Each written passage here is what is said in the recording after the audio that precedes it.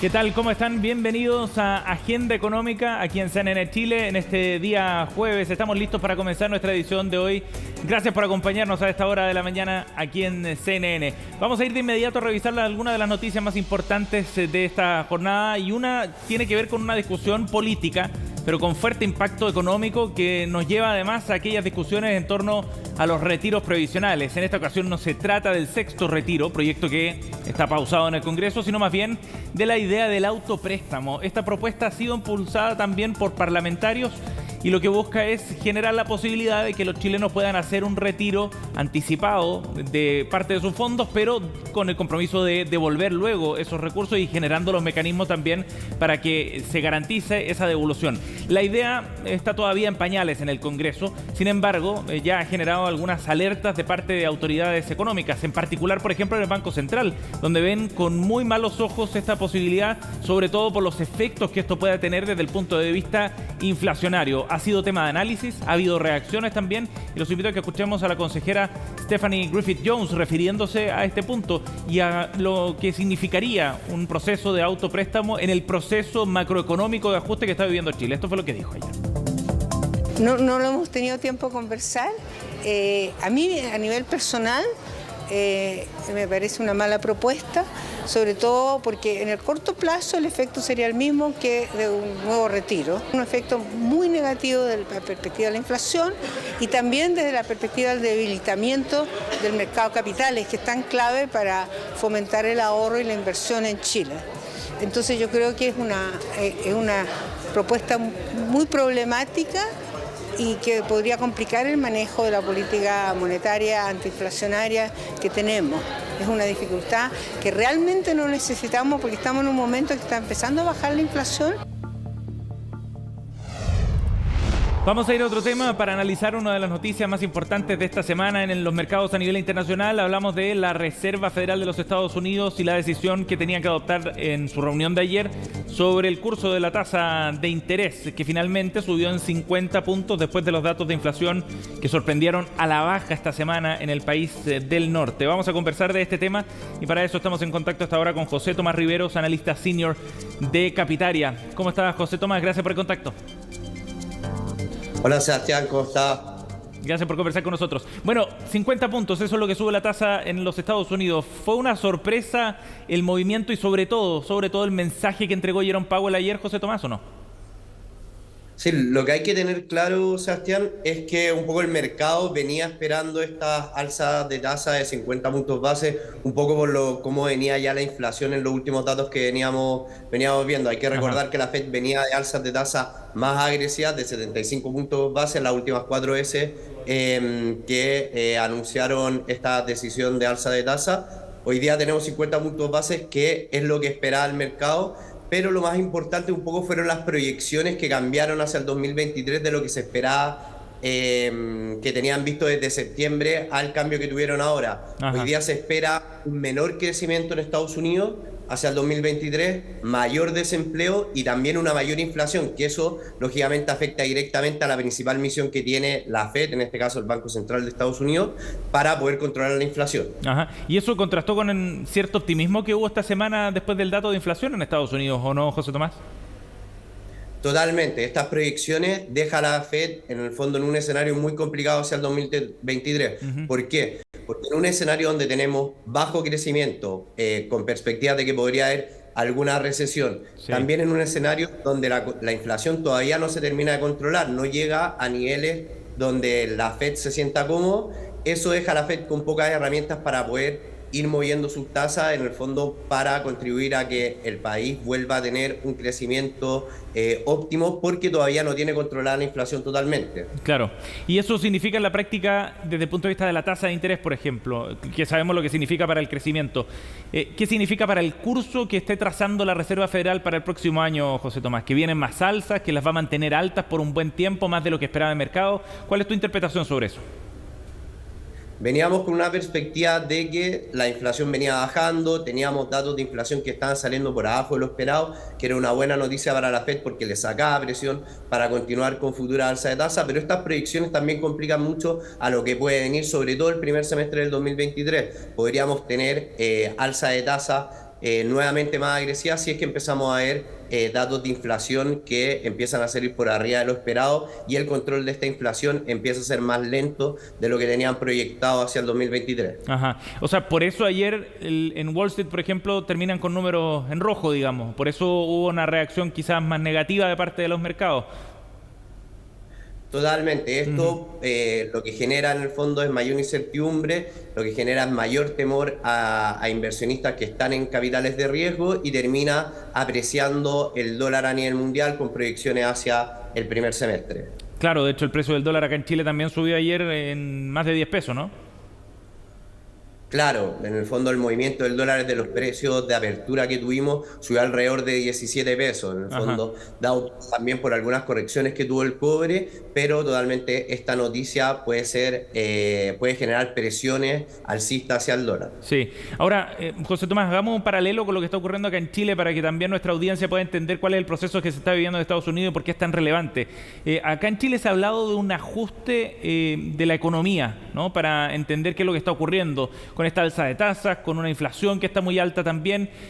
Tanto el ministro Marcel como desde el Banco Central hablan de la necesidad de hacer este ajuste. ¿Estados Unidos está pasando por un proceso similar en ese sentido de ajuste? Sí, lo que pasa, Sebastián, es que en el momento en que llegamos a tener malos datos económicos y también tenemos inflación elevada, eso nos deja en el fondo en una tormenta perfecta. ¿Por qué? Porque los bancos centrales no tienen las herramientas para poder bajar las tasas y hacer un incentivo económico para volver a calentar la economía, porque se les puede escapar nuevamente la inflación a niveles como estuvimos viendo a principios de año. Ajá. Y eso es lo que mantiene principalmente preocupado a la Reserva Federal, entonces. Totalmente, eso es lo que genera mayor preocupación, sobre todo hacia el primer semestre del 2023. Sí. Ahora es interesante ver la forma en la que esto a nivel, digamos, de los mercados, ¿no? De los interesados en participar en estos procesos, van interpretando, porque quizás se cantó victoria antes de tiempo respecto a la trayectoria que estaba siguiendo la inflación. Volviendo al paralelo con Chile, por ejemplo, se veía quizás que ya estábamos comenzando un periodo en que podía ir retrocediendo la inflación anualizada. Sin embargo, el último dato también fue una sorpresa negativa en ese sentido. ¿El escenario está muy frágil, José Tomás? Sí, acá hay que tener una perspectiva de que en algún minuto hay que, en el fondo, pagar las cuentas de todo lo que se generó en la pandemia, en términos de estímulos monetarios, en términos de deterioro económico.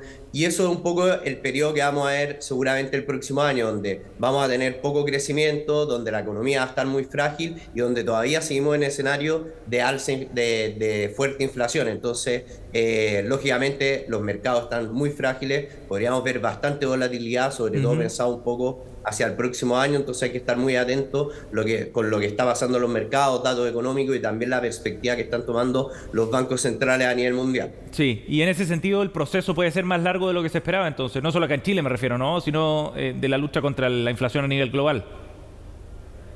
Totalmente, o sea, tenemos un 2023 donde varios bancos de Estados Unidos ya han anunciado que va a ser tal vez un año bastante volátil, por lo mismo que veníamos conversando.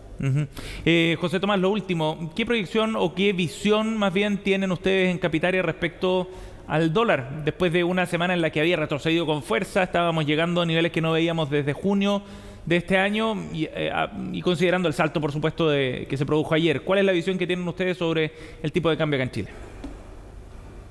Bueno, si el mercado sigue tomando en el fondo estas proyecciones de la Fed con una mirada un poco más alcista hacia el dólar a nivel mundial, eso podría generar una presión alcista para el tipo de cambio, para el dólar peso, pero también hay que considerar otro factor externo que es muy importante y cómo está el precio del cobre. Tenemos que tener claro que, por ejemplo, ayer conocimos datos de China industriales de producción que salieron por abajo de lo esperado. Eso afecta a China, que es el mayor demandante de cobre del mundo, y eso genera una presión bajista para el cobre. Y también hay que tener muy claro cómo vienen evolucionando los casos de COVID en China, donde sacaron las restricciones, disminuyeron los nuevos casos de COVID, pero también las autoridades hablan de que esos datos no son tan reales debido a que el monitoreo es mucho menor de lo que se estaba llevando antes. Entonces, si China sigue complicado con sus datos económicos, sigue complicado con los nuevos casos de COVID y el control de la pandemia, podría caer el precio del cobre y eso también podría generar una presión alcista para el dólar peso. Entonces,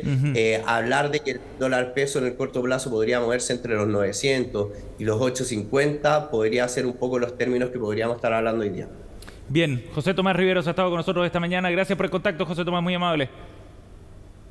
Vale, que esté muy bien. Chao, nos vemos. Bien, vamos a ir a otro tema para conversar sobre la situación que están viviendo las ISAPRES en nuestro país. Sabemos que están en un momento, desde el punto de vista de la estructura de la institucionalidad, muy complejo por una serie de fallos que han llegado desde la Corte Suprema. El último de ellos probablemente el más relevante y que ha puesto contra las cuerdas finalmente a este sector. Bueno, eso se está reflejando también en los resultados que están entregando las ISAPRES también a la autoridad, a la Superintendencia de Salud en particular. Según publica hoy día el diario Pulso de La Tercera, las pérdidas de las ISAPRES hasta el tercer trimestre de este año 2022 ya llegan a 128 mil millones de pesos. Es una cifra importante, pérdidas cuantiosas para un sector que en otros años efectivamente tuvo ganancias relevantes también, pero que ha enfrentado cambios desde el punto de vista de la institucionalidad y, como decíamos, de los dictámenes que ha ido entregando la Corte Suprema, que son bien relevantes, sobre todo hacia el futuro. El último dictamen de la Corte Suprema, el último fallo en relación a este sector, es bien relevante porque establece que las ISAPRES deberían devolver un monto asociado a la utilización de la tabla de factores de riesgo que se estableció el año 2019 por parte de la Superintendencia.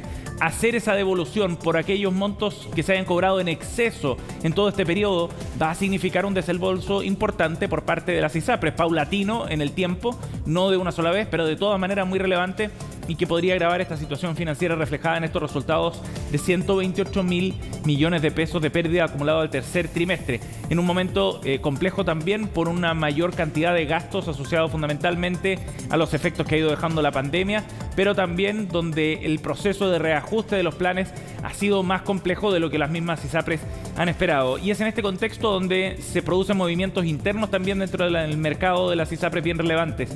Hoy día conocimos también cómo ISAPRE Cruz Blanca, por ejemplo, ha llevado adelante un proceso de desvinculación, de despido de trabajadores asociados fundamentalmente a su fuerza de ventas.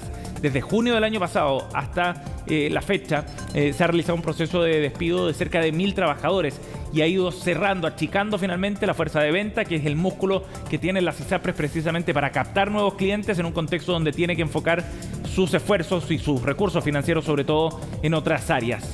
Hay que seguir de cerca estos números, sobre todo por lo que pueda significar en la continuidad operacional de las ISAPRES. Es ahí donde está el principal riesgo, que alguna ISAPRE eventualmente no sea capaz de sostenerse financieramente, eso derive en un eventual cierre y por ende una afectación finalmente a quienes están asegurados dentro de estas empresas, sobre todo pensando en aquellos que tienen tratamientos más costosos o de largo plazo asociados a sus planes. Bien, 8:17, pausa. Volvemos de inmediato con más. Bien, estamos de vuelta, 8:21 minutos. Hacemos agenda económica acá en CNN Chile. Y esta semana se desarrolló con éxito el Chile Day en Londres.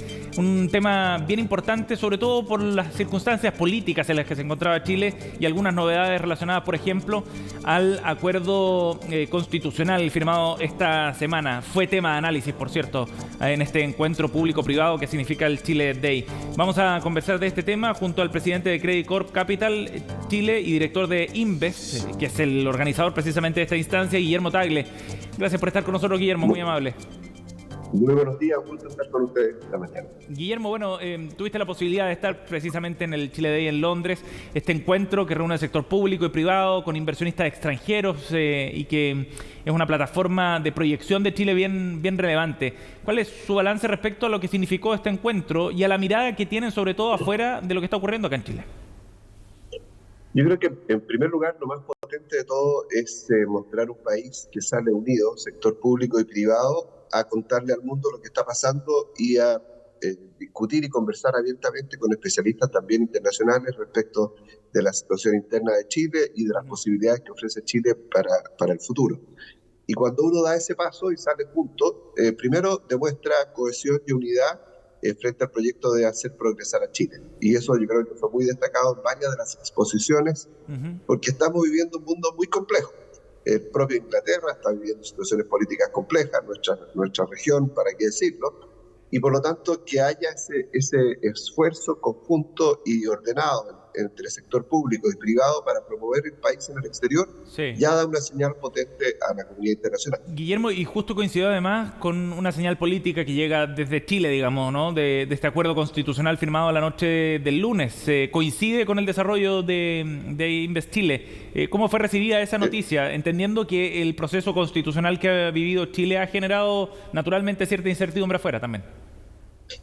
Fue bien interesante porque el día lunes, antes del anuncio, el lunes en la mañana en Inglaterra, habíamos tenido un panel sobre la transformación constitucional que enfrenta Chile, y donde se había hecho precisamente el punto de que Chile iba por delante de muchos otros países que necesitaban hacer cambios, porque ya habíamos pasado varias etapas, la etapa de querer hacerlo, de aprobarlo, de tener un proyecto, de ser rechazado y de tener que llegar a un nuevo acuerdo para ver cómo lo íbamos a resolver, que es un avance bastante notable respecto de lo que otros países todavía tienen que enfrentar y ver cómo lo hacen. Sí. Y en ese contexto que había sido discutido el lunes en la mañana en un panel con Hernán Hochschild y Pablo Ortúzar, y que habían hecho ese planteamiento de mirar a Chile hacia el futuro y cómo iba por delante de muchos otros que estaban enfrentando este problema, aparece en la noche del lunes y el ministro de Hacienda lo pudo destacar como un factor más que iba en línea con lo que se había estado diciendo el día anterior. El día martes amanecimos en Londres con este acuerdo ya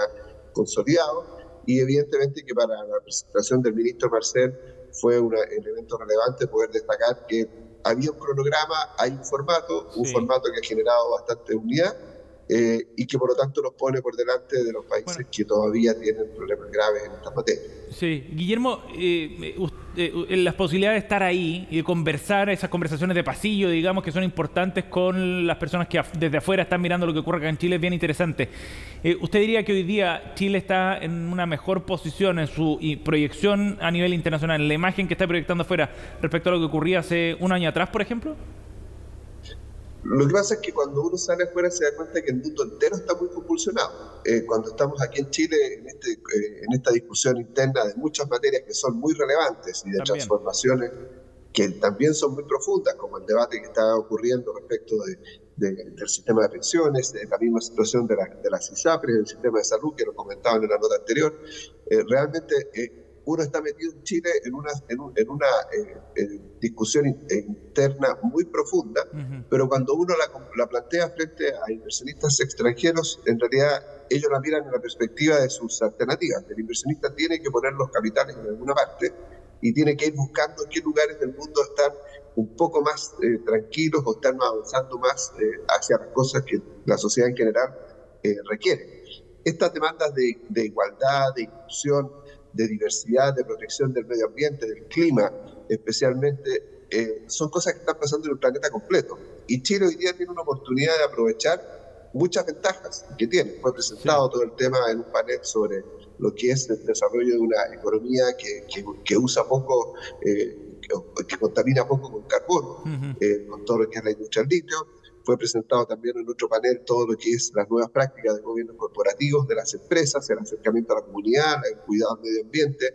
Entonces se ve un país que, frente a las dificultades que tenemos, y que son muchas, se está haciendo un esfuerzo por buscar acuerdos. Y en ese contexto también tuvimos una posibilidad de un panel de conversación con dos destacados senadores de la República, el senador Coloma y el senador Lagos, para discutir el tema de reforma de pensiones, y donde justamente el senador Lagos destacaba que la noche anterior, el lunes, se había hecho un acuerdo en Chile que había logrado consensuar a todas las posturas, a pesar de que probablemente a todas las posturas las había dejado algo incómodas porque no era exactamente lo que querían. Y ese es el esfuerzo que demuestra un país que busca lograr acuerdos, que todos están dispuestos a ceder un poco para poder llegar a una solución que es la que el país le va a hacer mejor. Bueno, y es lo mismo que planteó respecto del futuro de discusión del sistema de pensiones. Bueno, es que eso es bien interesante porque es bien interesante, Guillermo, porque de alguna manera a veces se tiende a sobrereaccionar quizás internamente, a diferencia de lo que se ve afuera, ¿no? Lo que pasa es que yo creo que uno va pasando de una etapa a otra, donde efectivamente hay momentos en que la discusión se polariza, y las voces más vociferantes, por decirlo de alguna manera, adquieren mucho más rating de medios, de redes sociales. Y cuando las cosas decantan y se sienta gente razonable a buscar un acuerdo, el tema va encontrando solución. Y es lo que hemos estado viviendo en todo este tiempo. Si uno parte del 18 de octubre del año 19, todo lo que hemos pasado, desde tener que tener un plebiscito, aprobar, hacer una reforma, elegir una convención, tener una convención que fue muy vociferante, generar el resultado que tuvo ese proyecto y partir de nuevo, bueno, va decantando. Son procesos largos, evidentemente que sería mejor que no ocurrieran de esta forma, porque es caro hacerlo así. Y entre medio se producen pausas, se produce incertidumbre, se producen inversionistas que salen del país, proyectos que no se inician. Entonces, estas pausas muy largas son un problema. Evidentemente, Chile lo ha tenido, pero no es Chile el único país. De hecho, esta mañana yo estaba programado para estar en Lima y iba al camino al aeropuerto ayer y tuve que devolverme a la casa cuando estaba por tomar el avión, cuando aparecieron las noticias de lo que estaba ocurriendo. Sí. Entonces, es simplemente demostraciones de las dificultades que estamos teniendo todos los países que necesitamos hacer cambios para enfrentar una nueva etapa de desarrollo. Y es bueno esa perspectiva también, y por eso son tan interesantes también este tipo de eventos como que se desarrolló esta semana. Guillermo, muchas gracias por conversar con nosotros esta mañana aquí en Agenda Económica. Un gusto estar con ustedes y gracias por también difundir lo que hemos hecho en esta actividad. Chao, gracias. 8:29 cerramos Agenda Económica. Pronto comenzamos Noticias Express junto a Fresia Soltov. Que tengan un muy buen día.